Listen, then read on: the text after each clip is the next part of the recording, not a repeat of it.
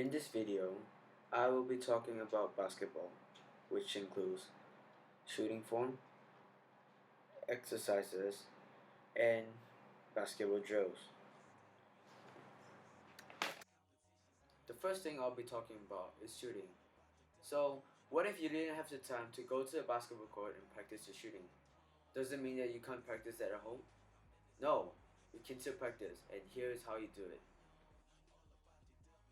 So, what happened when you're really late at home at night and you're really bored, just like me right now? And and you still want to be better in your shooting basketball? What you can do is you can take a basketball, which you probably have if you are a basketball player. What you can do is you can shoot straight up and try to catch it on your nose. And try to catch it on your nose. And now if you can do that and do it with consistency, then you get the correct form of the shot. And the best way to do it is to take it and finish it. What I used to do is I try to shoot it straight up in the air. I try to shoot it straight up in the air, catch it on my nose, right on my nose. As you can see, the backspin is good, and then you're shooting off with these three hands. If you start shooting with these two hands, the ball may go to your right, the ball may go to the left, the ball may go back. It won't land on your nose. And these are the thoughts that you should work on. Just try to have your correct form, your correct follow through as a shooter. They work for me. They might not work for you, but all I'm saying is just at least try. At least give it a try, and the next thing you know is you'll become a better basketball player or a shooter. So one more thing that's really important when you're shooting is your guide hand, which is this hand right here. This hand makes your ball to be on your palm, and it also ensure that your ball goes in the straight way. And then one of my favorite player that uses the guide hand really well, really well is Carmelo Anthony.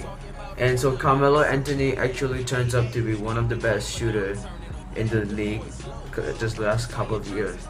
And I think a lot of it has to do with his the number of shots he takes, and then the mechanics and the shooting form basically that he puts in. And here is why Carmelo is one of the best shooters, and then how he uses his guide hand to support his shooting. So the guiding hand is incredibly important because this is one of the last things that ensures the ball on balance. He does a really great job of releasing his guide hand at the exact moment. Check out how his wrist starts to flick when his guide hand starts sliding off the ball. It doesn't come off too early, ensuring extra bounce. Perfect this timing, and it'll definitely help you with your shooting.